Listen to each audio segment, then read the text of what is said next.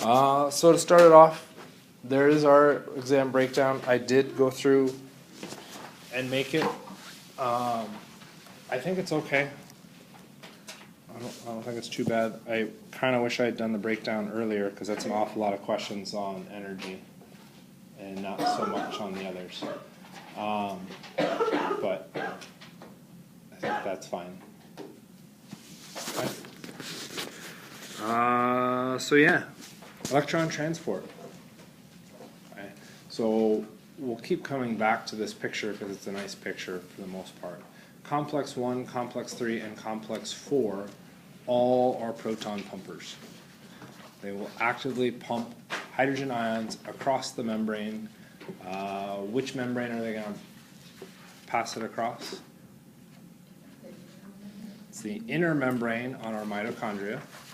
They are pumping the protons into which part of the mitochondria? That is our intermembrane space. We start with our mitochondria. We just call it the outer membrane, right? Thanks for all jumping in. We've got the outer membrane, the intermembrane, or interspace. Then we have our inner membrane. And then we have the, I was attempting to make that look nice, matrix.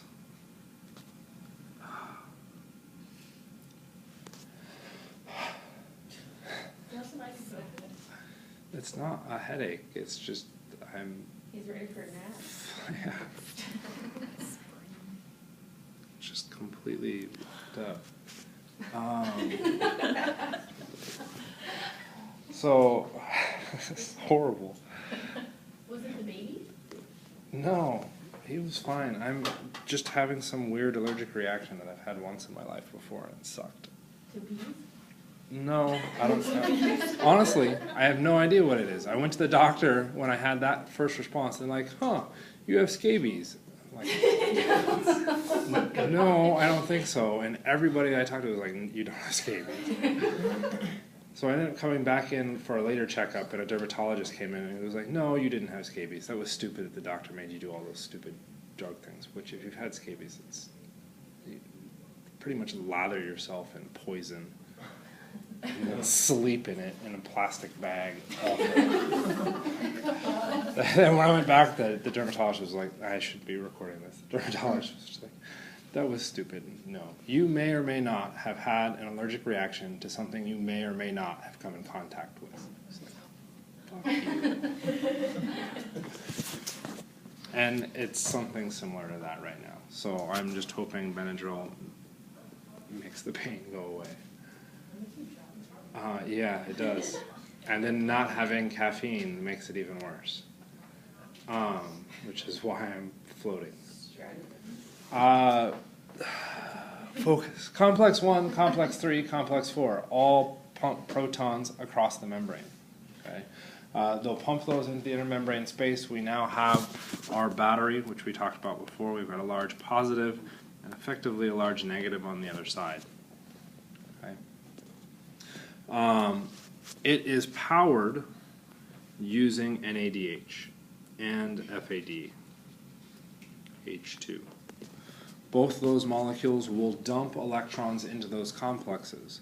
Those high energy electrons are what's being used to shuttle hydrogen ions across the membrane. Okay, so that happens in complex 1, 3, and 4. 4 is the be-all kind of end-all of the whole process, because 4 ends up dumping those high energy electrons into oxygen, okay, to make water. What's the question? No, go ahead. Why it's a half oxygen? Because what they're trying to do is balance it. They're balancing that equation. They're saying you're reacting 2H plus to make H2O. Well, how many oxygens do you need to make H2O? You just need one oxygen. So it's 1/2 of a molecule of oxygen which then becomes a bit problematic because then what else is floating around? Well, the other half of that molecule, which is now technically an oxygen-free radical. Right? And yes, that can be dangerous, but that's why this turns over quickly enough that you aren't seeing a half of an oxygen floating around. It's very quickly reacted, again, with more acid. So it's kind of like a hypothetical intermediate, or?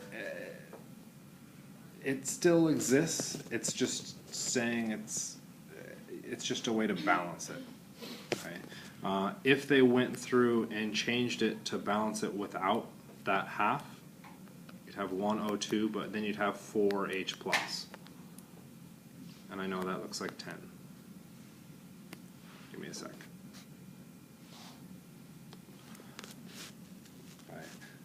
The issue there is that the electron transfer process that's shown doesn't produce enough electrons to react for positive hydrogens. It only produces enough to react 2. This is why the turnover on it is so fast that you're very quickly going to pick up another 2. Okay? So all of these are shuttling hydrogens across. Interesting feature. Believe it or not, they're shuttling a net 4 in each one. So if we take a look at complex 1, well, that's nice and clean, showing us 4H plus. Complex 3, 4H plus. Complex 4, that only says 2. Why am I saying 4? Does 2 go into water? We lose 2 due to water. Okay? So the extra 2 over here are disappearing from the matrix side of that membrane. So the effective result is 4 hydrogens shifting across. Okay? Kind of makes sense? Does water eventually get shifted across, or it stays in the matrix? Doesn't matter. Water's just going to pass everywhere. I wouldn't worry about that. Okay. There are issues on passing through a membrane, and when we talk about the biological membranes, we'll talk about some of those functions, and we'll actually talk about at the tail end of this some of the functions on how we're getting, where these reactions are happening and how we get them across. Glycolysis happened in the cytosol. The Krebs cycle happens in the mitochondria, and in fact all the way on the inside of the mitochondria, which becomes a problem because glycolysis produces pyruvate, and pyruvate is what we need to use to do Krebs cycle. So how do you get pyruvate to where the Krebs cycle is happening? It has to pass through multiple membranes. Okay? So the process of how that is done can affect the energy production.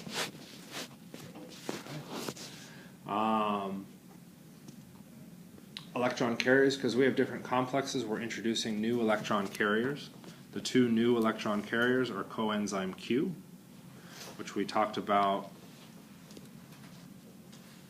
what is today? Thursday? So we talked about it on Tuesday. CoQ we might predict to be relatively hydrophobic because of its location. It's embedded in the membrane. Cytochrome C is on the surface. It is really tightly bound to the membrane. Right? It's not physically bound, which is why they're showing it loose, but it's got a high energy electron that we don't want disappearing into solution. Okay? Unfortunately, it is polar enough that it's not going to stick well in the membrane. So it's getting shuttled across to complex 4 really, really quickly. Okay? One of the images that I will show when we talk about lipids is there's tons of these things in the lipid membrane. It's not like a flat place. These complexes are all probably right next to each other. So yes, you're generating high energy electrons in that cytochrome C, but it's effectively me passing my pen to Terry, not passing my pen to Mark. Okay? So the complexes are all very, very, very close. Okay? So this was our other pretty picture, which is I think what I wanted to look at, but I didn't want to change the slides around, or not what I wanted to look at. So we'll just kind of push through that. I didn't want to look at that either. Complex 1 was our initiation of this. Right? NADH dumps its electrons to FMN. What is FMN? It is roughly equivalent to FAD. Okay? The only difference is that FMN does not have adenine, or the A, or adenosine, I think. Okay? FMN then shuttles those electrons to an iron-sulfur cluster. The iron-sulfur cluster shuttles those electrons to coenzyme Q. Okay? So there's a bunch of redox steps happening within the enzyme complex. Okay? So it is a pretty massive thing, and it's got all sorts of fun little moving parts within it. Okay? Why would we call it an oxidoreductase? So if it was just NADH, we might see dehydrogenase. Okay? But it is doing both oxidation and reduction largely without hydrogen. It's really looking at the transfer of electrons through the path. Okay? Yes, hydrogen does end up getting shuttled through the membrane, okay? But for the most part, we're looking at the transfer of electrons through. That means as one species gives up electrons, well, it's oxidized. The other species that took those electrons away was reduced. Okay? And we're kind of stacking our way through that. So that's kind of where that name is coming from. You're doing both those mechanisms. Of course.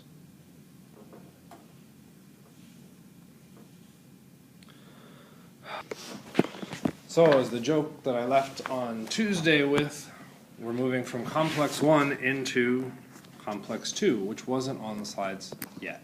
Okay, sort of. Complex 2 is a succinate coenzyme Q oxidoreductase. And what's happening here is you're taking succinate and you're converting it to fumarate. Does that sound familiar to anybody? That's the Krebs cycle. Okay. Complex 2 is in the Krebs cycle. Right. It is doing that reduction with FAD. Right. That FAD is then what's getting shuttled out to coenzyme Q. Right. A couple interesting features are happening here. Number one, no proton pumping. Okay. And number two, which I find kind of bizarre, and I always think I should look this up and then forget. It says succinate coenzyme Q oxidoreductase. Was that the name of the enzyme that did the succinate to fumarate? No. Why are we calling it a different name? Because it's biochem. Really what they're trying to reference in this case is it is the same enzyme. Complex 2 is the same thing that's in citric acid cycle. Okay? The one thing that is different is that we're now talking about how or where it shuttles those electrons. FAD does work as an electron acceptor, but then it can't move. So how do I get those electrons dumped into the electron transport chain? Well, put the enzyme in the electron transport chain. And so what will end up happening is that coenzyme Q will work its way into FAD, or into our FAD receptor from our succinate, succinate dehydrogenase, probably, to pick up those electrons. And once coenzyme Q has the electrons, it can then carry those on to the next stage. Okay? So there is a slight variation from Krebs cycle, but for really all intents and purposes, it does the same thing. Complex 2 shows up in Krebs cycle. Make sense? No proton pumping with complex 2. Its job is just to shuttle electrons into coenzyme Q. Okay, that means we get more electrons in our coenzyme Q, which then means we can shuttle those more electrons into complex 3. Okay, which totally looks super simple. And that's because it's not. Coenzyme Q will shuttle, or has multiple features. The biggest thing about it is that it has the structure known as a quinone. And that's what's being shown on the far right. Okay. The quinone has various oxidative states. So if we start up at the top and we add an electron to it, we end up with coenzyme QH minus. Okay, we've added a single electron. That single electron causes that structure to be negatively charged. Okay. If we add another electron, we can end all the way down at the fully oxidized form of our coenzyme Q, or sorry, our reduced form of the quinone. Because we have those multiple stages, that means we can accept multiple electrons from different sites, which is pretty sweet. Okay, that's why we can deal with this species as a, not intercalator, but an interpreter maybe, of both complex 1 and complex 2, leading into complex 3. Okay, so it's kind of a neat little deal. Through that whole process, one of the reasons why it is super good at changing its oxidation state is that it is an aromatic structure all the way through this. Okay, so if you remember deciding aromaticity in OChem, if you look at the quinone all the way through, it is officially aromatic at every single step of the pathway. Okay, so it can still shift electrons around, and it's how it is becoming aromatic is different, but it stays aromatic, which is kind of a neat process. Okay.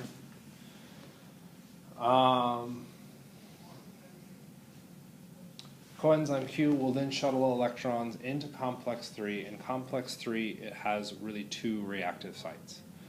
One is dealing with actually reforming coenzyme Q, or refreshing it so that it can collect more electrons. That's known as the Q cycle because, well, you're returning it back to its original state. So how does it go through and do that process?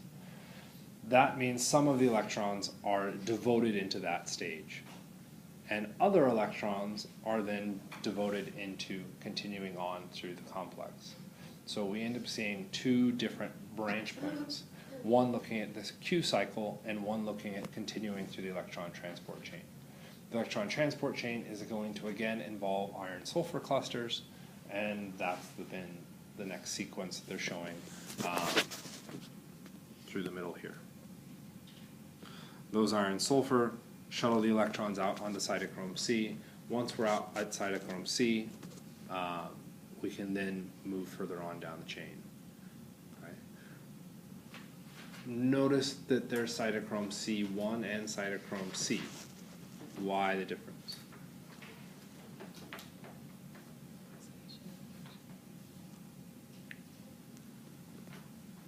We could look at oxidation states. That's a possibility. But as the iron-sulfur comes through, why could we not just shuttle electrons directly into the reduced form to generate our oxidized? Or sorry, why did we not shuttle the electrons directly from the reduced form here to the oxidized form here to make our reduced? Why do we have this extra stuff in the middle? Could have to do with hydrogens, yeah.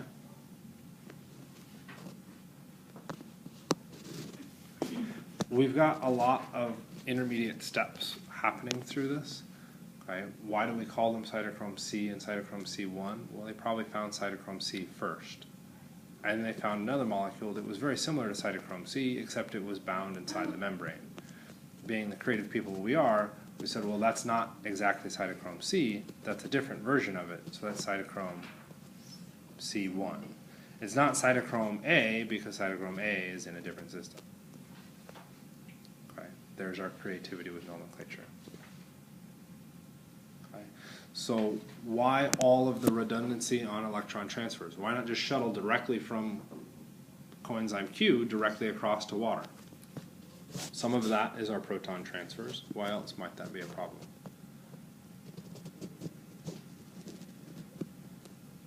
Let's do it again with our energy release.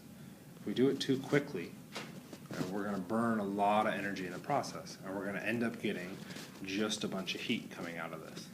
Heat works great to produce energy if you're using a steam turbine, which would then mean to produce energy in our body, we just have to boil water in our body. oh, I can understand why that would be a bad idea. Okay? So it's trying to come up with some way to carefully control the electron transfers so that we minimize the heat loss and not cook ourselves. Cytochrome C then floats across over to complex 4. This is our final step in the electron transport chain. This is where we end up reducing oxygen. Okay. More proton transfer, exciting, fun stuff, redox, woo! And we've now done our whole process. We could go through and look at the enzyme names. You'll notice that I'm not emphasizing the enzyme names anywhere near as much as I had in the past because I don't care. Right? So really you need to know complex 1, complex 2, complex 3, right? And the important parts within them. Complex 1, what's our important part within complex 1, or parts? Those are important parts within it, but I would argue again that I don't quite care as much. Complex 1, whoops, where's my pen? Gets our NADH coming in. Okay, that comes into complex 1. What comes out of complex 1? Okay, CoQ. What else comes out? 4 hydrogens. Okay, that's the big part that I want you to get out of that.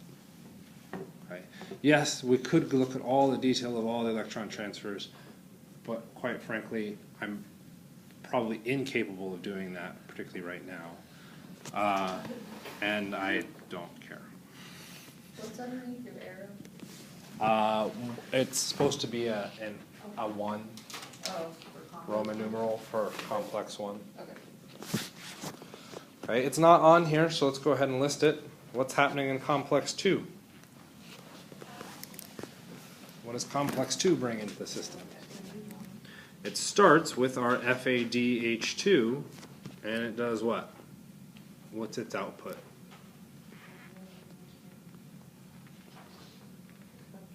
CoQ.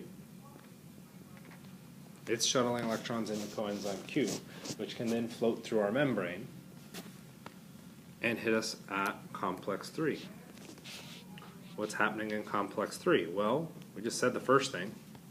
What comes into complex 3? CoQ. What comes out?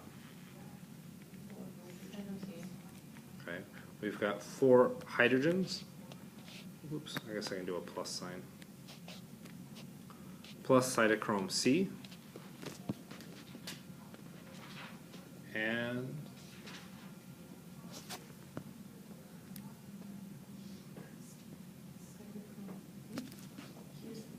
it's the Q cycle, which means what's coming out? We're also producing CoQ. Okay? The CoQ is now refreshed and able to go backwards through the system. So when we're referencing it, we're starting with CoQ being what, reduced? CoQ reduced comes in. What's coming out? CoQ oxidized. Because the oxidized form can now go back to complex 1 or complex 2 to pick up some electrons. Does that kind of make sense? It's a goofy notation that I just put in there, but I mean, if biochem can do it, why can't I? Kind of make sense? Complex 4. First thing going into complex 4. Did I write site C on the bottom? Yeah, I did. Cytochrome C. What's coming out of it?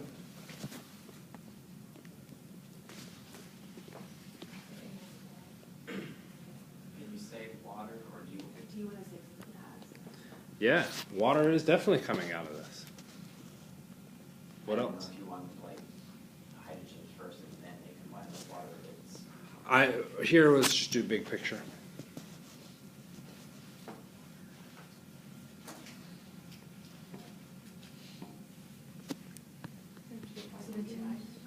and 2 hydrogens.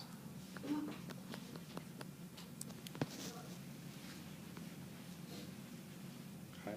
Could also make the argument that what else goes into complex 4? Rhymes with nitrogen. We also have oxygen coming into it, because that's getting reduced into our water form. Okay. This is cellular respiration. Okay. This is where we need oxygen. Do we need oxygen in Krebs cycle? No. So why is Krebs cycle considered aerobic respiration?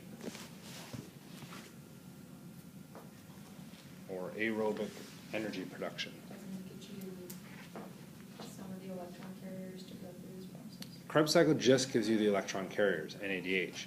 NADH, what we're really considering is oxidative phosphorylation. That's our whole goal here.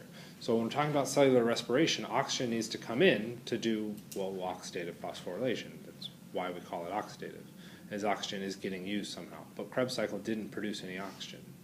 It also produced very minimal amounts of energy. But what it did produce was energy, or electron carriers. The electron carriers, if I have oxygen, can be used in electron transport to produce energy. How much energy was produced? Here? Yeah, well, this is electron transport, right? How much energy was produced? None. Wasn't the whole point of this to make energy? Yes. What the hell?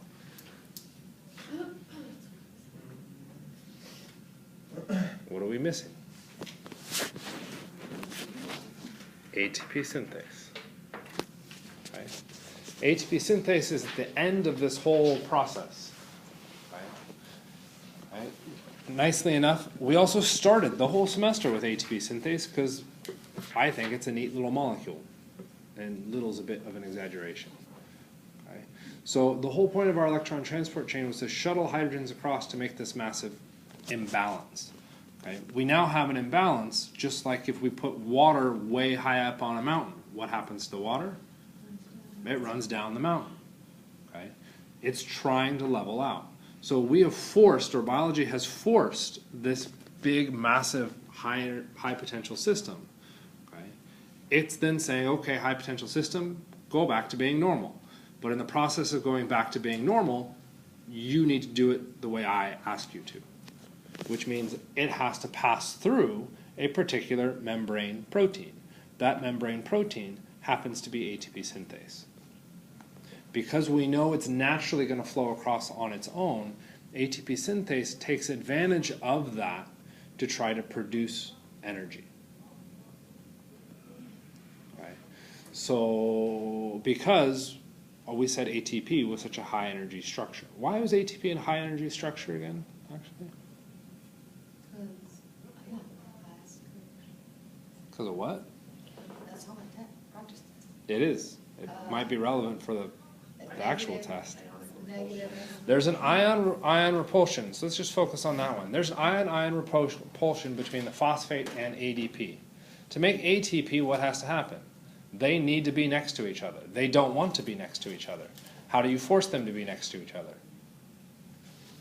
Grab both of them by the scruff of the neck and put them next to each other and say, deal with it. Guess what ATP synthase does? Exactly that. It grabs both phosphate and ADP and forces them next to each other until the bond happens. Okay. So it is a very difficult reaction to happen, but if you force the molecules close enough to each other, you can force that thing to happen. That's what ATP synthase is doing. It is literally just physically bringing the two things together and then bringing them super close so that they are forced to make a bond. Okay? Because they don't want to be near each other, what has to happen? What does ATP synthase need to be? That was kind of a weird thing. You got a bunch of kids running around and you want them to be stationary. My analogy's not much better, but yeah. Distraction. You need to grab them and hold them and say, no, play nice, talk to each other. Okay? What if that molecule isn't strong enough to do that? And then the kids wreak havoc and destroy everything. So we need something strong enough to hold them near each other. Well, to have that strength, we have to have energy. So that flow of the protons across the gradient is what's generating enough energy to force those things next to each other. Right? Because they don't want to be next to each other. Right? That's what's kind of fascinating here. Right? How can that molecule do it? So what about it is forcing those things together? Right?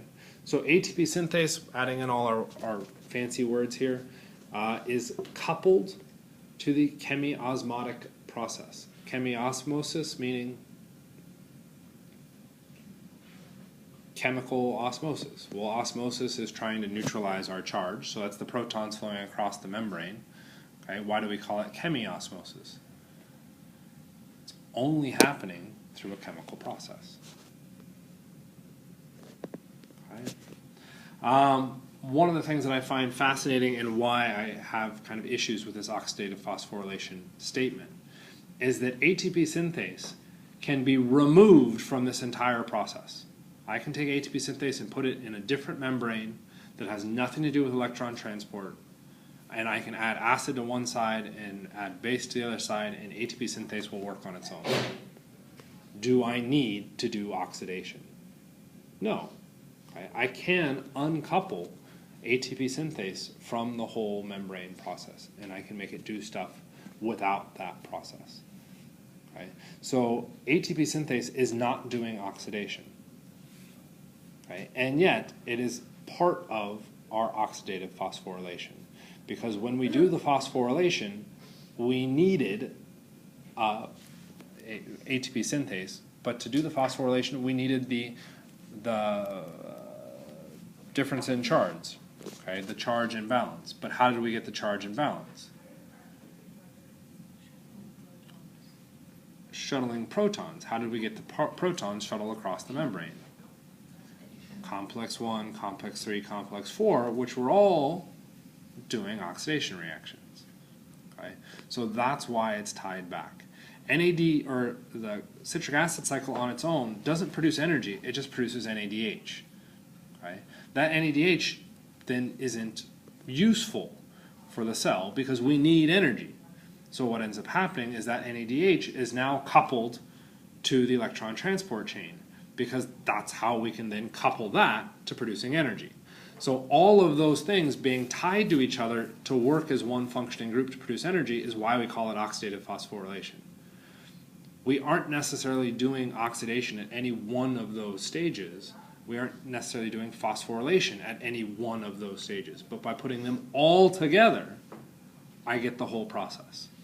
And that's why it's referred to as oxidative phosphorylation, as opposed to substrate phosphorylation, where we just force the phosphate on using a different enzyme process. Okay. So how does ATP work? ATP synthase work? We take a look at our picture. We're referencing two large pieces, the F1 and the FO. The FO, or F naught, is found in the membrane, okay, which then means what kind of intermolecular forces would we expect for the FO subunit?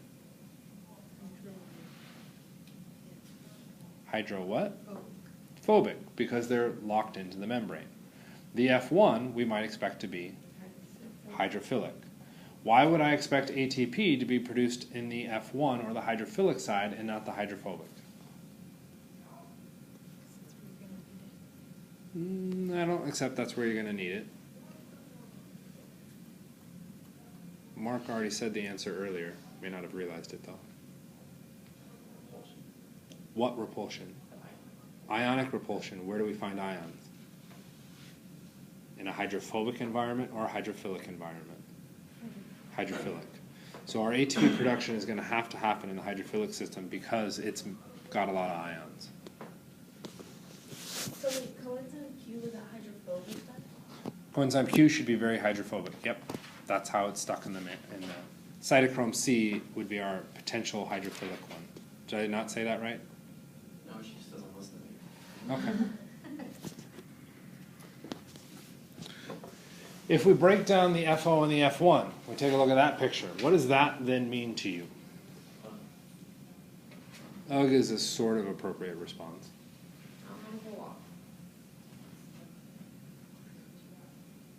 Why all the different colors? There's a bunch of different pieces. To build ATP synthase, it is a massive, massive protein complex. We're looking at tons of independent subunits that are now all interacting with each other in what kind of protein structure? Quaternary. Okay, we're bringing in different units to build that. Right? Interesting features or other names. The B piece is typically referred to as a stator. Shoot, I think that's actually this one. Can someone tell me what a stator is? In engine parts? Isn't it kind of like you don't have an alternator, but it keeps the power going? Maybe I messed that up. Doesn't it have something to do with like keeping the battery charged or to start it? I honestly don't know. I have a question to ask. As I'm trying to think through and process it. I think the stator is actually B. The stator is what keeps this thing stationary. Okay? So that little piece is now locked into the membrane, which then keeps the beta, alpha, and officially the delta subunits kind of stuck in place over the top of all the other stuff, which is our C subunits, and then our gamma and epsilon. Okay, so they're now all connected as separate things. Because the alpha and the beta are hydrophilic, they aren't going to want to hang out near a membrane. So to get them to hang out there, something needs to lock them into place. That's what our stator is doing. And I may have that backwards as a term, but I'm not testing on that, so it's okay. Right. So why else might it need to get locked into place? Did you look it up? It says to keep, you know, like in regards to a rotary system for generators, motors, sirens, it says it keeps the field aligned. So I think I might be right. Yeah, I might. And you were I was wrong. you're wrong. Oh, I thought that was sounding pretty close to what you were trying to say. Why else might we want to keep alpha and beta stationary? This is a tricky one because nothing about that looks really particularly interesting or relevant.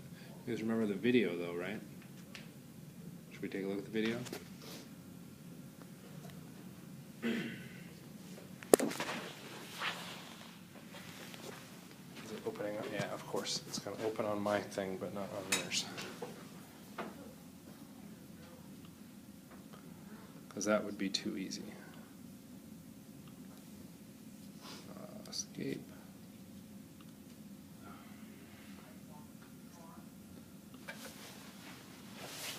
What do you guys notice right away about the top? The green, the purple stuff. It's not moving. What do we see at the bottom? Huh, something's moving. That's a bit weird. So we take a look at the green part. They're going to zoom in here in a second. Any second. Yep, feel free. There it is. And the blue part is our enzyme. So it is moving, but it's kind of staying relatively similar. There's ADP in purple and phosphate in orange, and what happens? The enzyme moves and forces them next to each other so that the reaction can occur. Once it's now forced in, we then also have to be able to let them go. If you just hold on to your kids and never let them go, that becomes a problem. I think that's child abuse. So is grabbing them by the scruff of the neck. But what's happening now with the other part of the membrane? Notice there's a lot of motion there. It's actually turning. Okay? And this may be really difficult to see, but let's see if we can pull this off. Let's see if the video was that good. Transferring protons. Come on, let me do it. The protons happen to be yellow. Can you see them shuttle in through there?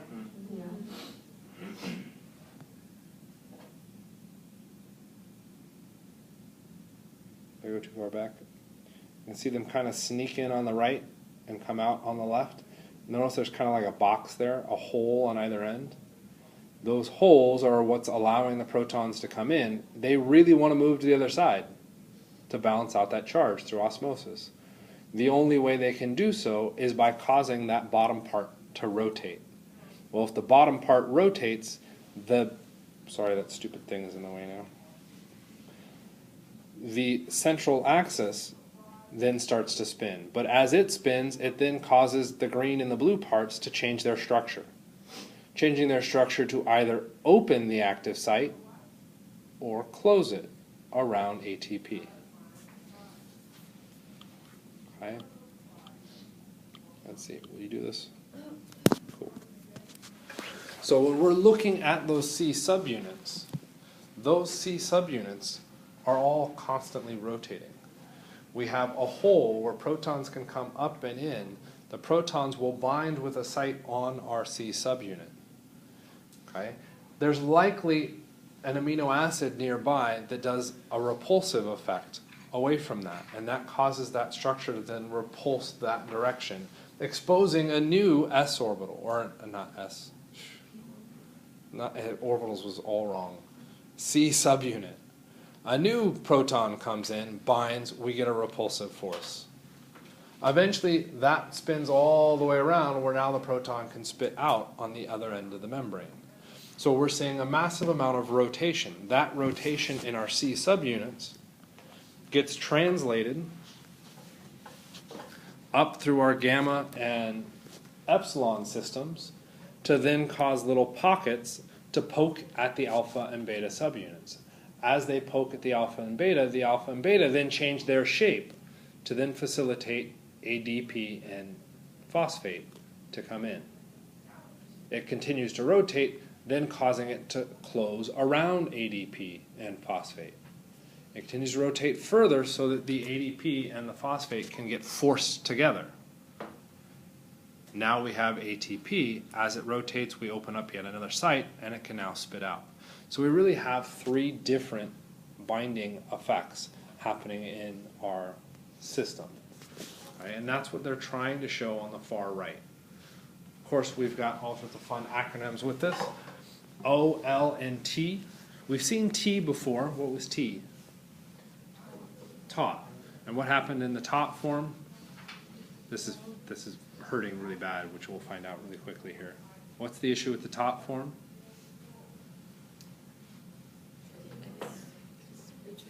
It's when it was enzyme inhibited. It wasn't active. And what are we saying the T form is here? Active. It's the active form. Sweet. That's awesome. What does the T stand for? Tight binding. So, of course, we can't be consistent with our little one-letter acronyms, but that's the way we have to deal with it. So, ATP gets labeled according to three classifications, are O, L, and T. O is open, meaning once we formed ATP, I want to get rid of the ATP. It needs to get out of the enzyme. That's the role of the open form of our enzyme, or our active site. Right? The L is loose binding, meaning I need to bind the substrate. So it has a weak affinity, but it has some affinity. Okay? The T site is now the tight binding site because I need to hold it so that I can actually force those two things together. And so what's happening as we cycle through with our proton gradient is that that central stalk changes shape to then change the shape of, say, our open, our T, and our L. So as that rotates around, the O, L, and T change their locations, which is what they're trying to show here. We're not rotating the top, but by rotating the central stalk, I can alternate between the loose binding form and the tight binding form. Kinda makes sense? Yes. When you say rotating the stalk, are you talking about the part? We're talking about the rotation. There's two things that rotate in ATP synthase. The C subunits. The C subunits are covalently linked to our gamma and epsilon, which are rotating. those things have some aspect to them, which I'm just showing as a little triangle there, that as it rotates, that then pokes the alpha or beta subunit so that it changes its shape. Okay? And so what we end up seeing here on that far right is it looks like we're rotating the structure. Does everybody see that between the second and third thing?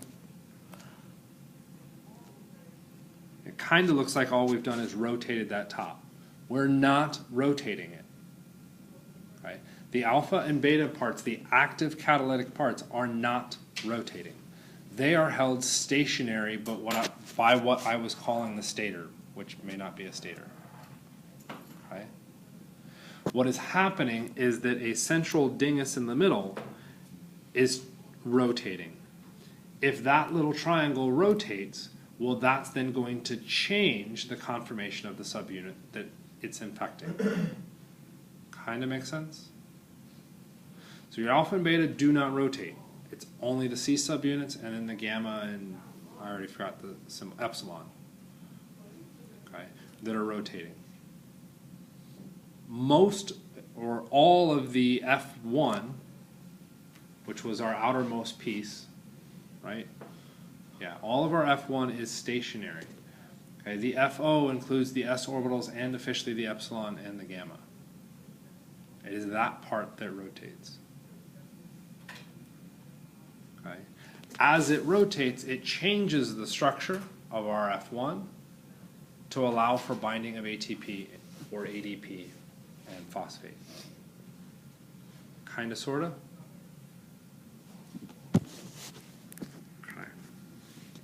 And actually, before we do that, we're looking at something that is insanely tiny, that is probably hundreds of thousands of these in an individual cell. How the hell did we figure this out? Okay, that's part of biochemistry, is how do we go through and process this? There are several experiments that have gone through and have effectively proven this, because what are the odds that we have a machine where it's actually rotating? Like, that doesn't make sense. That can't possibly be true. Well, what someone went through and did is they got rid of the alpha and beta stuff. So we got rid of all of that. We got rid of that central stalk, because I don't care about the central stalk. Really, the only thing that's rotating is that bottom part. So what someone did is went through, isolated that bottom part, put it in an enzyme, but then they put a tag on the top of it. Okay, and this is where it gets a bit silly. Okay, we're looking at pretty much atomic scale, so this is pretty tiny. We don't really have the ability to build things that accurately. Okay, so the tag that they put on this was massive. They put a massive gold tag on this. Okay, well, the thing that's nice about gold as opposed to organic materials is that we can detect that. We can see that relatively easily in a microscope. So with it bound in the membrane, they said, okay, well, if this theory that it rotates is true, if I then put in a proton gradient, what should happen to my gold propeller? It should spin. I can actually see it spin. Okay. It spins through what appears to be 3 stages. Okay. Hence the logic or the explanation that we have these 3 different stages. Okay. We have to be a little bit careful with that, because we're talking about like holding, saying my finger is the thing that's rotating and the lever I put on it is a 2x4. Okay? It's a pretty massive difference. And what could actually be happening is that I have to put enough torque on my finger that eventually there's enough force that the 2x4 spins, but then it stops. And then I've put in enough torque again on my finger to then cause it to spin again. And so what we might be saying is that piece is so large that we're seeing kind of stops just because, well, it's freaking large. And it requires a lot of torque to get it to spin. Okay. We've done other experiments since then that support this. That just happened to be one of the cooler ones because they have video of watching this little thing spin. And it's all because of this, which is pretty nuts. Right? This, I think it is. It's just hard for me to find. And I don't start with that as a slide at the very beginning of the semester because, well, everybody's like, well, it's just a thing It's like a black thing, just Well, I don't know what that means. By the end of the semester where we've talked about the context, it makes a little bit more sense to look at it, and I just haven't found it. We've got a little bit of time, maybe I can dig for it. The last things we get into is our phosphorylation versus oxidation. So what we're talking about here is how much ATP can I produce for individual oxygen molecule. And so this is referred to, or not oxygen, individual NADH. Okay, so this is referred to as our PO ratio, phosphorylation to oxidation. Okay. You get 2.5 ATPs per NADH. Or you get 1.5 when FADH2 is oxidized. Okay, so NADH is the better transfer, right? Because we produce more energy out of it. So what we could go through and do is then say, well, how much ATP would I expect to get out of this whole process? Starting all the way back to glycolysis and working all the way through the process, totaling it up and saying, how much do I get? So glycolysis gave us 2 ATP. Then we had the Krebs cycle, which gave us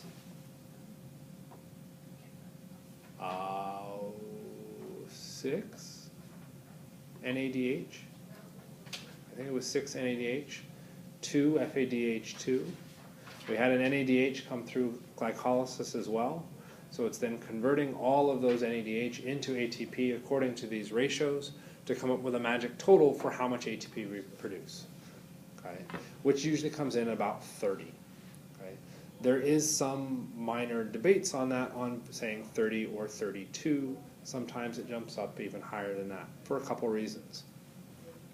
One, it depends on the efficiency of the proton transfer. Depending on the organism you're looking at, those C subunits, the number of C subunits changes, which means the rotation changes, which then means the amount of ATP produced per proton passing through also changes. So we can see some variation within that. Okay. The other part that becomes important is the last thing that they're talking about. They're talking about these shuttle mechanisms, the Glycerol-Phosphate Shuttle and the Malate-Aspartate Shuttle. Okay. Glycolysis happened where? In the cytosol. As one of the results of glycolysis, we produce NADH. Okay. The NADH has to get to Krebs cycle, which is in the mitochondria.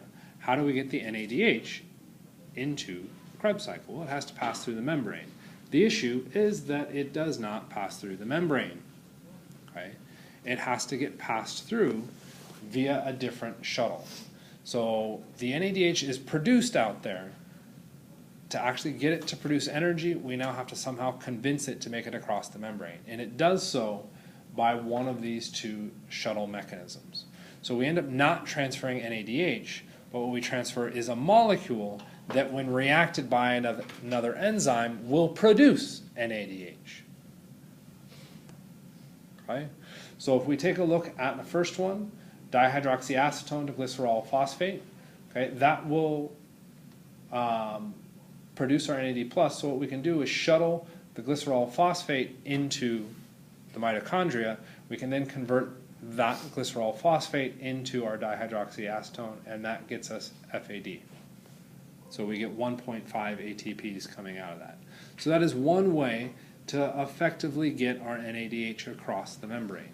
We end up shuttling some other molecules, which ends up making FAD. Why is that going to be an issue? Because FAD produce the same as NAD.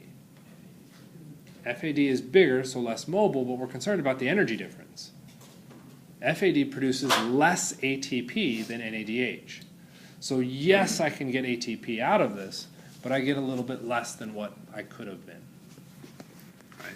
What happens if we switch it up and use the malate-aspartate shuttle? Well, now it looks like a bigger, giant mess. But the important part to realize is that if we run that reaction outside the cell, we've got that NADH, we can take oxaloacetate from outside, turn it into malate. Malate and oxaloacetate, or malate and aspartate, we can shuttle across the membrane. once we have the malate across the membrane, what could we then do? Well, now I can turn that into oxaloacetate to make NADH. Once the NADH is made, then that can go into the electron transport chain to produce ATP. So it's taking the pieces that we have from glycolysis, which is really our NADH, and using that to make a different molecule which we can then shuttle across the membrane to produce the NADH again. Okay? Because that's the only way we can get it across, okay, is through another intermediate. That means depending on which shuttle we're using to get the NADH made in glycolysis into our mitochondria, we produce different amounts of ATP. Okay? And that's what this big slide, or big nasty table, is really trying to show, which really just means you got to look at the very bottom. 30 versus 32 ATP. If we use the glycerol-phosphate shuttle, that's where we had the FAD come in. That doesn't produce as much ATP, so I get 30 ATP. If I use the malate-aspartate shuttle to get the NADH produced in glycolysis into the mitochondria, I get a better conversion, and I get 32 ATP. So for those of you taking pre-health profession tests, check what they're asking for. Okay? I know when I was considering trying to do a pre-health profession, the instructor was like, okay, so look, this is how much ATP is actually produced, and it's questionable, but this is what we kind of accept. If you look at what med schools want, they only want you to say 32 because they're only looking at one part of this and not the whole picture. Right? Because if they make a multiple choice test and put 30 and 32, well then you're kind of SOL. Okay? So they're just trying to come up with a way to simplify it. And with that, we've done all of electron transport. Yay! And a whole 10 seconds early.